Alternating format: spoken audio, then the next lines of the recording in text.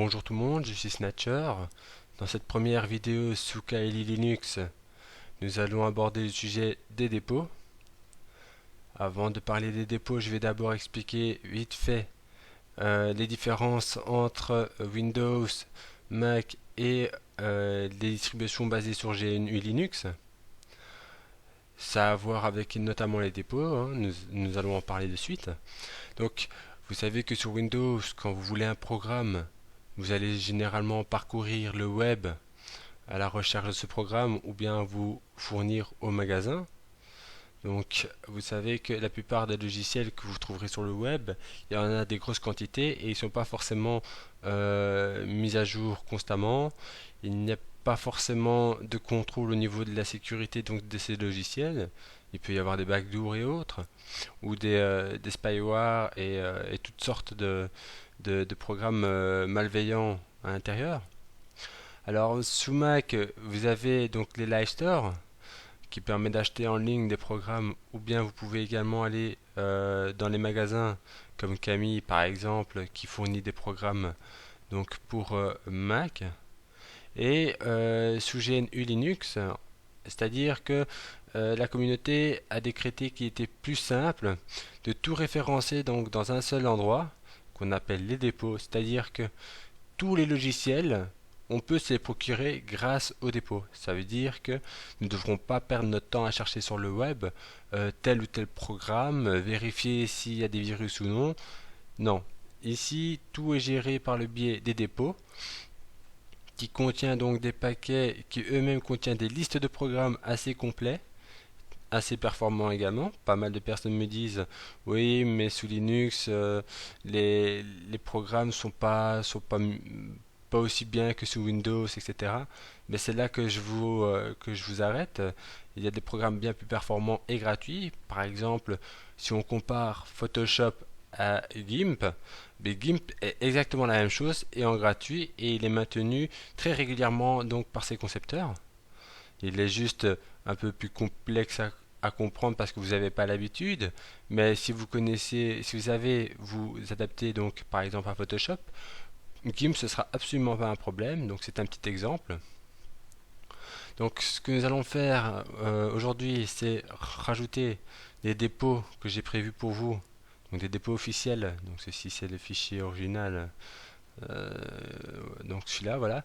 Donc j'ai rajouté donc des dépôts ici dans une liste que nous allons voir ensemble. Alors vous avez un dépôt par défaut lors de l'installation, donc vous en avez deux ou trois. J'en ai rajouté donc des sites officiels, mais donc d'autres serveurs, donc d'autres dépôts, qui fournissent d'autres paquets avec d'autres programmes dedans. Donc, avant de faire ceci, nous allons d'abord voir où se trouvent donc ces dépôts. Donc, pour gérer ces dépôts, vous avez la possibilité d'utiliser donc par le biais d'un terminal ou par le biais du synaptique. Donc, en allant dans parcourir ensuite dossier personnel par exemple, système de fichiers, en allant dans etc suivi de apt, ensuite fichier source liste ici, comme ceci. Eh bien moi je vais vous montrer quelque chose de bien plus simple. On va utiliser donc notre terminal pour éviter de naviguer comme ça sans arrêt donc dans les synaptiques, enfin dans le mode graphique. Nous allons aller bien plus vite en utilisant notre terminal. Alors si vous êtes dans votre terminal et que vous avez à la place d'un dièse un $, vous devrez faire sudo, étant donné que pour configurer votre fichier source liste, vous devez avoir les droits admin. Donc ici j'ai marqué sudo, comme ceci, voilà. Donc moi je ne dois pas le faire étant donné que je suis sous root, mode super utilisateur. Alors, si vous ne savez pas où se trouve votre fichier source liste, il y a une commande assez connue qui s'appelle locat. Pour vous retenir ou mémoriser donc les commandes, vous pouvez leur assigner donc un terme que vous comprenez et que vous allez retenir. Par exemple, moi pour locat, je lui ai assimilé à location, localisation, donc voilà, ou location, donc c'est l'endroit où il se trouve. Enfin, c'est très simple en fait, hein. Voilà. Je vais faire donc le cat suivi du nom du fichier que je cherche, donc ici, espace, donc c'est mon fichier source list. Voilà. Vous voyez, il me retrouve directement une série donc de fichiers qui contient donc le mot source list. Alors j'ai donc le premier, donc etc /apt /source list, donc c'est celui-là que nous allons sélectionner. Pour ce faire, afin de l'ouvrir, vous avez besoin d'un éditeur de texte. Vous pouvez utiliser par exemple Nano, Vim, Leapad, Gedit. Donc il y a pas mal de programmes donc, qui permettent de gérer l'édition de fichiers texte. Donc ici nous allons utiliser Nano, suivi d'un espace, le nom du fichier avec son répertoire naturellement, donc celui-ci. Donc je vais taper slash etc slash apt slash source list point list. Voilà, Hops. Et voilà, je suis dans mon fichier source list. Alors avant de continuer donc dans notre fichier, on va d'abord décortiquer un petit peu ce qu'il nous raconte. Pour ce faire, je vais faire juste un petit zoom pour que vous voyez bien, comme ceci, voilà. Alors, les trois premières lignes que vous voyez ici, ce sont les lignes commentaires. Donc ces lignes-là sont colorées en bleu et précédées donc d'un dièse. Donc ça signifie que ce sont des commentaires. Alors, lors de l'installation de mon système d'exploitation, donc de ma distribution plutôt, j'ai utilisé un live CD. Et ce live CD m'indique donc que je suis sur Debian, GNU Linux version 7.0. La distribution KLI Official Snapshot AMD64 en live installe. Donc en dessous, nous allons nous voir donc les dépôts ici. Ceci c'est un dépôt. L'autre en dessous est également un dépôt. Alors, vous voyez qu'il y a deux dépôts différents ici, c'est tout à fait normal. Le premier comporte donc des programmes, une liste de programmes dans les paquets donc précompilés en format binaire et donc il s'installe donc sans problème grâce à un système de fichiers, un système de paquets, donc un gestionnaire de paquets qui s'appelle apt et aptitude. Donc je reviens là-dessus. Donc DEB signifie donc un dépôt qui contient des paquets, qui lui-même contient une liste de programmes. Et ces programmes en fait sont compressés au format binaire et donc prêts à être donc installés et être opérationnels juste après. Donc en dessous vous avez donc le même dépôt, sauf qu'ici ce ne seront pas des paquets contenant des fichiers des listes de programmes au format binaire et compilés, ce seront juste donc les codes sources de la liste des programmes contenus dans les paquets du dépôt. Donc vous avez différents dépôts, étant donné qu'il y a aussi des dépôts primaires, des dépôts secondaires, des dépôts miroirs. Enfin, ce sont en fait les dépôts, ce sont des serveurs. Donc nous allons vite voir un petit coup d'œil à quoi ça ressemble en allant dans notre navigateur web. Donc nous allons ouvrir notre navigateur. Voilà, je vais rentrer dans un dépôt. Par exemple ici pour Kali Linux, pardon, nous allons taper security.kali.org slash kali-security slash enter. Donc voilà, ceci ressemble à un dépôt. Vous avez donc des dépôts en FTP, etc. Donc c'est un serveur qui contient donc des paquets concernant votre distribution et autres. Donc le redam, bien c'est le fichier lisez-moi, donc ça vous indique en fait ce que vous avez vraiment besoin de savoir. Donc le repository appelé répertoire, donc c'est du dépôt, enfin repository, donc dépôt, donc c'est ceci, hein, donc le lien du dépôt comme vous le voyez ici, enfin quand on retournera en arrière. Ensuite vous avez le site officiel ici. Si je retourne en arrière, vous allez voir c'est kali.org, security.kali.org. Alors vous avez donc ici dist et pôle. Dans dist, qui signifie distribution, vous avez donc les versions. Vous avez la version Debian, Kali et stable. Si je vais dans Kali par exemple, j'ai à nouveau des relaces. Ces relaces donnent à nouveau une quantité d'informations sur les paquets qui contiennent des programmes. Donc ici, vous voyez qu'il y a des sections. Donc si je clique par exemple dans Contrib, vous avez donc les paquets au format binaire précompilé qui contiennent une liste de programmes prêts à être installés et à l'emploi. Ceci. Donc si je clique dessus, que je vais dans paquet, vous avez des informations complémentaires là-dessus. Donc sur le paquet, je vais revenir en arrière. Par contre, si je vais dans Update, j'ai encore des sous-sections ici.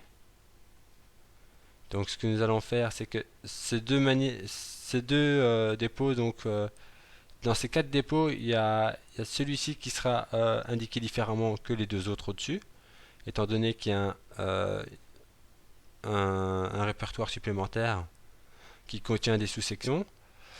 Alors, pour vous montrer un petit peu comment cela fonctionne, je vais donc revenir au départ, au début, comme ceci. Voilà. Donc je vais ouvrir mon terminal. Donc on va devoir rajouter donc le lien du dépôt. Donc vous savez que sur un navigateur, donc les dépôts sont organisés de manière différente. Donc il y a des slash, il y a des choses qu'il faut retirer. Donc nous allons voir ça de suite. Si je vais sur Kali, donc la version Kali, si je vais dans Contrib, je sélectionne donc le lien du dépôt. Je vais dans mon terminal, je fais un CTRL-SHIFT-V pour coller. Je supprime le dernier slash. Je retire toutes les séparations entre, donc tous les slash. Comme ceci. Le dist, je vais le retirer. Je retire le slash. Je vais rajouter donc à la fin donc de mon dépôt DEB. Comme ceci, suivi d'un espace. Et voilà, il est coloré et il est actif. Donc, il est correct. À présent, si je reviens ici en arrière, vous voyez que vous avez encore main et non-free.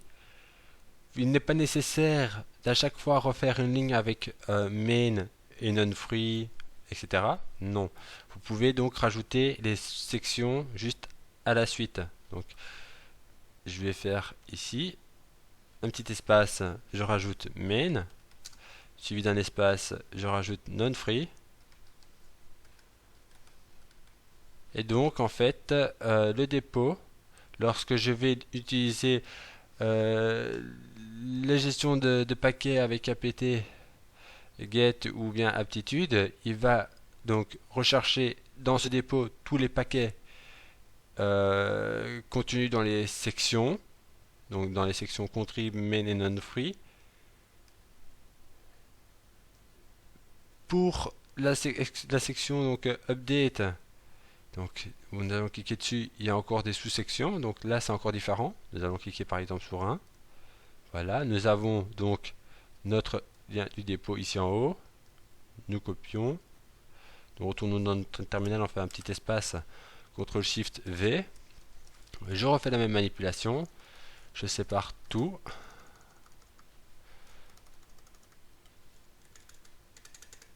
Comme ceci. Et je laisse par contre Kali et Update. Je vous expliquerai pourquoi. Kali pardon et Update. Donc je vais taper DEB au départ. Voilà, comme ceci. Et je vais rajouter à la fin main et non-free. Comme ceci. Voilà. Alors pourquoi j'ai pas séparé ici? Tout simplement parce que le répertoire update contient encore des sections, des sous-sections. Donc si je reviens en arrière pour bien vous expliquer tout ça clairement, quand j'ai été dans la version Kali, donc j'avais des sections directement. Donc ça, c'est ce qu'on a vu tout de suite. On a créé notre line ici avec les sections donc, que vous voyez ici. Ensuite, en dessous, il y a encore un répertoire avant d'avoir des sections. Donc je vois ici qu'il y a encore des sections ici, donc dans le répertoire update. Et c'est pour ça que nous avons donc laissé un slash et update. Cela s'appelle donc la version. Donc ceci s'appelle les sections et ceci c'est le lien du dépôt et le total qui permet donc au programme de gestion des paquets comme apt aptitude de télécharger tous les paquets contenus dans les sections et de les installer. Donc voilà, nous avons vu ceci. Donc je vais supprimer les deux lignes que j'ai rajoutées. À moins que, avant de le faire, je vais d'abord vous montrer encore une chose. Vous aurez très bien pu utiliser aussi ceci. Donc si par exemple vous voulez avoir les codes sources se trouvant dans les paquets, vous pouvez très bien reprendre la même ligne ici au-dessus, faire un CTRL-SHIFT-C, aller juste en dessous, CTRL-SHIFT-V et rajouter donc un tiret SRC. Il va également donc être autorisé donc par le programme de gestion des paquets. Sauf que lui, il va simplement me télécharger tous les paquets dans lesquels il contient des codes sources, la liste des codes sources des programmes. Donc si vous voulez faire des modifications d'un programme, s'il est open source et autres, ne vous gênez pas, c'est toujours intéressant de jeter un petit coup d'œil, surtout si vous êtes curieux ou que vous êtes un adepte de la programmation, donc c'est intéressant de voir comment ils ont été structurés, etc. Donc ces lignes-là, je vais les supprimer, et on va rajouter donc nos dépôts. Bah oui, je vais pas faire comme ceci, juste fermer ça, voilà. Donc nous allons quitter ceci. Et nous allons donc rajouter la liste des dépôts que j'ai prévu pour vous. Donc le contenu ici. Pour ce faire, je vais utiliser une commande assez pratique. Je vais aller dans le terminal. Je vais rentrer dans le répertoire donc de mon dossier tutoriel Kali Linux numéro 1 où se trouve mon fichier. Donc pour ce faire, j'utilise la commande cd espace desktop, étant donné que je dois aller sur le bureau, comme ceci. Voilà. Ici, je vais taper un dir pour avoir la commande, enfin le nom du fichier. Alors, vous voyez qu'il y a des slash et que sur mon bureau, il n'y a pas de slash à mon dossier. C'est tout simplement comme il y a des espaces et que dans le terminal, il ne reconnaît pas les espaces comme étant des espaces simples, mais donc voilà. Il faut rajouter donc un slash ou bien des guillemets. Alors ça signifie au terminal que voilà qu'après tutoriel il y a un espace, donc le slash signifie qu'il y a un espace, donc dans le renommé du dossier. Si maintenant j'aurais fait ls par exemple, je n'aurais pas eu les slash, j'aurais eu juste la coloration en bleu qui me dit que c'est un dossier ici. J'aurais très bien pu faire un CTRL-SHIFT-C, ensuite CTRL-SHIFT-V, et pour qu'il le considère comme un dossier et non comme 4 dossiers différents, donc tutoriel, ensuite Kali, ensuite Linux, ensuite 01, nous allons rajouter des guillemets au début et un guillemet à la fin, comme ceci, à la place de rajouter par exemple 3 slash à la fin de chaque mot. C'est beaucoup plus rapide, je pense, et je pense que vous ne direz pas le contraire. Donc je vais taper un cd pour rentrer dans mon dossier, donc comme ceci. Et une fois dans mon dossier, je peux faire un ls pour afficher le contenu. j'ai donc mon fichier source list complet et source list par défaut. Donc je vais faire une commande qui s'appelle cat, qui va afficher le contenu du fichier que j'aurai tapé, donc ici. Je vais taper par exemple donc mon fichier source list complet, CTRL SHIFT C pour copier, CTRL SHIFT V pour coller ici. Je vais rajouter des guillemets à la fin, comme ceci. Je fais un espace, je rajoute donc le paramètre plus grand que, afin de dire que je veux qu'il affiche, donc 4 qui affiche le contenu du fichier, hein, source list. Je veux qu'il l'affiche dans un autre fichier. Donc pour ce faire, je vais sélectionner le répertoire du fichier. Donc c'est /etc/apt/ oula, excusez-moi, j'ai mis des plus à la place des slash. Voilà, donc /apt/source list, comme ceci. Point, ok, liste, voilà. Voilà. Je fais Enter. Et voilà, donc il a sauvegardé tout, donc le contenu de mon fichier source list complet dans mon fichier donc source list originel.